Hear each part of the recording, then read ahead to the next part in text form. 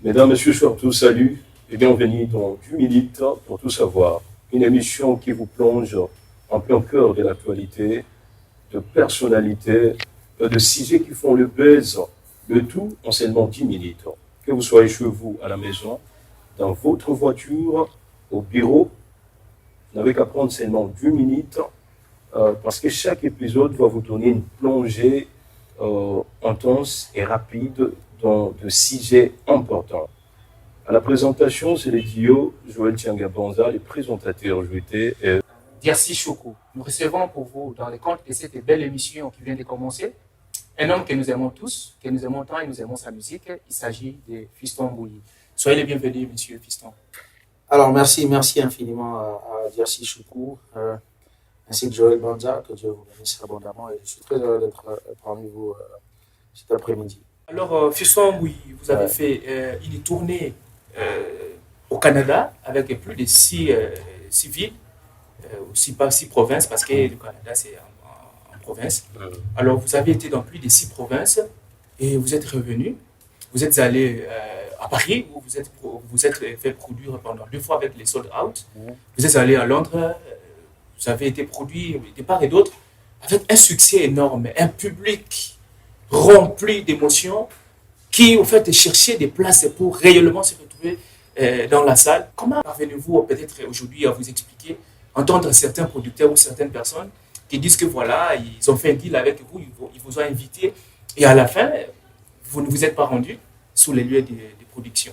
Généralement, quand il s'agit des allégations, des choses qui font que les gens qui n'assument rien derrière leur téléphone et leurs écrans écrivent alors qu'on ne les connaît pas et qui ne veulent absolument rien assumer, je ne viens pas répondre aux personnes qui créent des rumeurs ou encore des choses pour déstabiliser, insulter ou salir les autres. Mais je pense que pour cette fois-là, il va falloir mettre les choses au clair. Il faut savoir une chose, c'est que déjà je commencerai par dire une chose sans prétention. Je suis sérieux en le disant. Je suis l'un des artistes les plus sérieux. J'ai toujours respecté mes engagements. Et pour la plupart des producteurs qui ont travaillé avec moi, on est devenus des amis.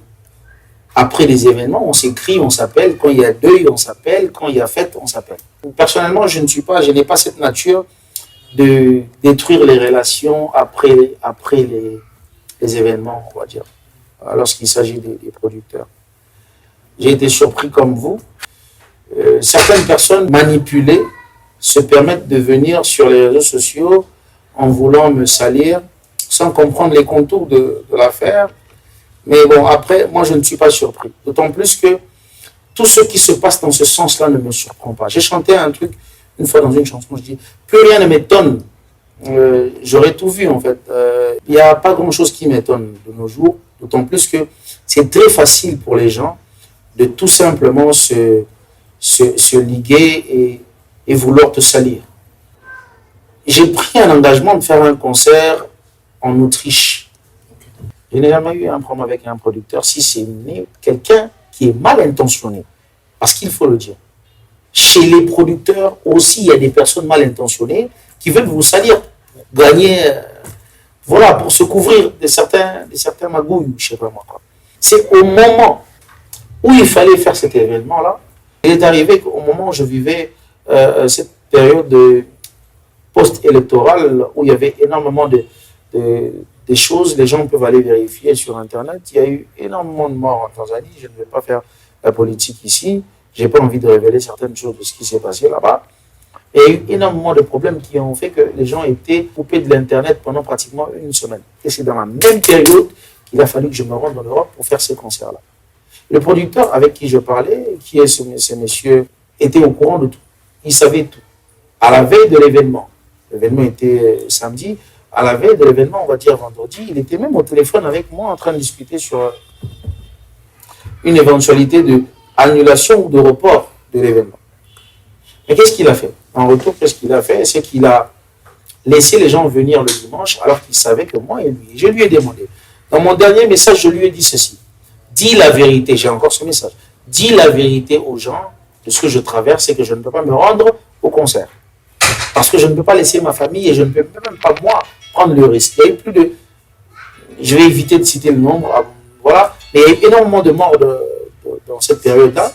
J'ai dit, dis la vérité aux gens sur ma situation et que je ne peux pas me rendre au concert. Et qu'est-ce qui s'est passé? J'aurais appris qu'ils ont refusé de dire cette vérité aux gens, qu'ils ont laissé les gens venir au concert, entrer et payer leur billet, récupérer l'argent, pour après me faire passer pour le mauvais qui n'est pas venu au concert, alors que je n'ai rien reçu de lui. La situation a fait que la même période où il y avait cet événement-là, personne ne pouvait bouger chez lui. On a fait 5 jours, pratiquement, ou 6 jours si je ne me trompe pas, sans connexion, tout le monde était cloîtré dans les maisons. On ne pouvait pas bouger. Il fallait aller sortir dehors pour acheter de la nourriture et rentrer. Là, je parle de la Tanzanie. Cette personne m'a appelé récemment pour me dire très clairement que ce n'était pas lui qui était à la base. Bananzambe est Autriche. Ici, votre frère Fiston Mboulou. J'ai vu tout ce qui se passe sur les réseaux sociaux aujourd'hui, où un monsieur mal intentionné, qui n'assume absolument rien, qui est derrière son clavier, vient essayer de me salir sur les réseaux sociaux. Mais j'ai 2 choses à dire. La première chose, c'est que je suis l'un des artistes gospel le plus sérieux dans son travail. Dans quel sens? Je ne manque pas à mes engagements. Je réponds toujours lorsqu'on m'appelle pour venir prester. J'ai fait 6 dates au Canada. J'ai fait plusieurs dates à Paris. Et tous les producteurs avec qui j'ai travaillé, pour la plupart, sont restés comme des familles et des frères. La personne qui organisait cet événement de l'Autriche savait jusqu'au vendredi soir. L'événement, c'était samedi. Vendredi soir que je n'arrivais pas.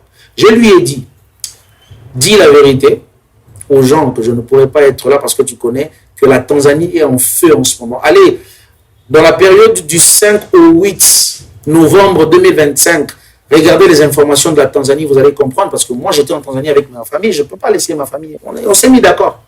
Et j'étais surpris de voir que le concert a eu lieu alors que je ne voulais pas que le concert ait lieu sans moi. Je lui ai demandé de dire la vérité aux gens et de ne pas faire ce concert-là. Mais cette personne a accepté de faire le concert, vous laisser venir, prendre l'argent et après me faire passer pour celui qui n'est pas venu au concert. Je vais dire quelque chose rapidement à ceux qui sont derrière ceci. La chose que vous avez voulu faire, c'est tout l'inverse. En fait, vous ne savez pas. Dieu va bénir beaucoup de gens au travers d'un album qui va venir d'ici 2-3 semaines. En pensant que vous êtes en train de me salir, vous faites tout l'inverse. Vous bénissez cet album-là. J'ai son message, j'ai ses appels où il me dit, mon frère, ce n'est pas moi. Je ne sais pas ce qui se passe. Alors, il y a des gens qui sont payés pour faire ça. Vous allez vous fatiguer. Allez-y, continuez à payer des gens pour nous salir et nous allons continuer à servir au Seigneur.